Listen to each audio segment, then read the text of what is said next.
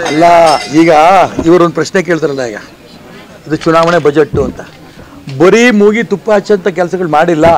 ಹಿಂದಿನ ಬಜೆಟಲ್ಲಿ ಏನೇನು ನಾವು ಘೋಷಣೆ ಮಾಡಿದ್ವಿ, ಅದರಲ್ಲಿ ಏನೇನು ಸಾಧನೆ ಮಾಡಿದ್ದೀವಿ ಅಂತ ಹೇಳಿ ಮತ್ತೆ ನಮ್ಮ ಗುರಿ ಏನೋ ಅಂತ ಇಟ್ಟಿದ್ದಾರೆ. ನಾನು ಪ್ರಾರಂಭದಲ್ಲಿ ನಾನು ಈಗ ಅಲ್ಲಿ ಕೇಳ್ಕೊಂಡೇ ಬಂದೆ. ನಾನು ಇಲ್ಲಿ ಬರೋಷ್ಟೊತ್ತಿಗೆ 11:30 11:45 ಆಗಿತ್ತು. ಆರಂಭದಲ್ಲಿ ಕಾರ್ನಲ್ಲೇ ಕೇಳ್ಕೋತಾ ಬಂದೆ ಬಜೆಟಿನ ಬಗ್ಗೆ. ಅದ್ರಲ್ಲಿ ನೀವು ಹೇಳೋದು ಸರಿ ಇದೆ. ಏನೇನು ಕಳೆದ ಬಜೆಟಲ್ಲಿ ಘೋಷಣೆ ಮಾಡಿದ್ವಿ, ಅದೇನೇನು ಸಾಧನೆ ಮಾಡಿದ್ವಿ ಅಂತ ಹೇಳಬೇಕಲ್ಲ. ಇಲ್ಲೂ ಇದೆ ಅದು, ಏನೇನು ನಾವು ಸಾಧನೆ ಮಾಡಿದ್ವಿ ಅನ್ನೋಂಥ ಅಂಶಗಳನ್ನು ಅದನ್ನು ಅವರು ಮೆನ್ಷನ್ ಮಾಡಿದ್ದು ಹೌದು. ಜನಗಳಿಗೆ ಗೊತ್ತಾಗಬೇಕಲ್ಲ. ಮುಂದಿನ ಬಜೆಟ್ ಮಂಡನೆ ಮಾಡ್ಬೇಕಾರೆ ಕಳೆದ ಬಾರಿ ನೀವು 1,000 ವಿಮಾನ ಖರೀದಿ ಮಾಡ್ತೀನಿ ಅಂತ ಹೇಳಿದಿರಿ, ಎಷ್ಟು ಮಾಡಿದಿರಿ? ನೇರ ಪ್ರಶ್ನೆಗಳು ಕೇಳ್ಬೋದು.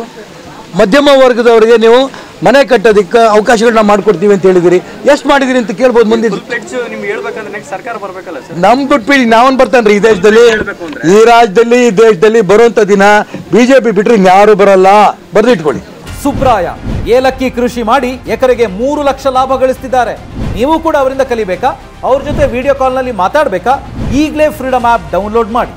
ಅದನ್ನ ಹೇಳಿದರೆ ನಿರ್ಮಲಾ ಸೀತಾರಾಮನ್ ಅವರು, ನಾವು ನೆಕ್ಸ್ಟ್ ಫುಲ್ ಪ್ಲೇಟ್ಸ್ ಹೇಳ್ಬೇಕಂತಂದ್ರೆ ನಮ್ಮ ಸರ್ಕಾರ ಬರಬೇಕು ಅಂತ ಹೇಳಿ ಸಣ್ಣ ಪುಟ್ಟ ಆಶ್ವಾಸನೆಗಳ ಮೂಲಕ ಇದನ್ನ ವೈಂಡ್ ಅಪ್ ಮಾಡಿದ್ದಾರೆ. ನಾನು ಹೇಳ್ತಾ ಇದ್ದೀನಿ, ನಿರ್ಮಲಾ ಸೀತಾರಾಮನ್ ಅಲ್ಲಿ ಬಜೆಟ್ ಅಲ್ಲಿ ಏನು ಹೇಳಿದ್ರೆ ನಾನು ಅಬ್ಸರ್ವ್ ಮಾಡಿಲ್ಲ. ನಾನು ತುರ್ತು ಈ ಪತ್ರಿಕಾಗೋಷ್ಠಿ ಕರೆದಾಗ ಕೆಲವು ಅಂಶಗಳನ್ನು ನಿಮ್ಮ ಹತ್ರನೂ ತಗೊಂಡು, ಕೆಲವು ಅಂಶಗಳಿಂದ ಪಕ್ಷದ ಕಚೇರಿಯಿಂದ ತಗೊಂಡು ನಾನು ಹೇಳ್ತಾ ಇದ್ದೀನಿ. ಅವರಿಗೆ ಎಷ್ಟು ಮಟ್ಟಿಗೆ ನಂಬಿಕೆ ಇದೆ ನನಗೆ ಗೊತ್ತಿಲ್ಲ. ನಾನು ಅವರ ವಿಶ್ವಾಸದ ಬಗ್ಗೆ ನಾನು ಅನುಮಾನ ಮಾಡಲ್ಲ. ನನಗೆ ಪೂರ್ಣ ವಿಶ್ವಾಸ ಇದೆ. ಬರೋಂಥ ಸಂದರ್ಭದಲ್ಲಿ ನರೇಂದ್ರ ಮೋದಿನೇ 3ನೇ ಬಾರಿ ಪ್ರಧಾನಮಂತ್ರಿ ಆಗೇ ಆಗ್ತಾರೆ.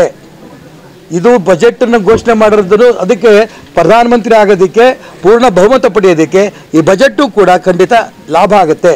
ಮತ್ತು ನರೇಂದ್ರ ಮೋದಿ ಅಂದರೆ ಇವತ್ತು ವಿಶ್ವಮಾನ್ಯ ನಾಯಕ ಅನ್ನೋದನ್ನು ಇಡೀ ದೇಶದ ಹಳ್ಳಿನಲ್ಲೂ ಕೂಡ ಅವ್ರು ಮೆಚ್ಚಿರೋದ್ರಿಂದ 3ನೇ ಸರಿ ಪ್ರಧಾನಮಂತ್ರಿ ಆಗ್ತಾರೆ ಮತ್ತು ಪೂರ್ಣ ಬಹುಮತ BJP ಬರುತ್ತೆ.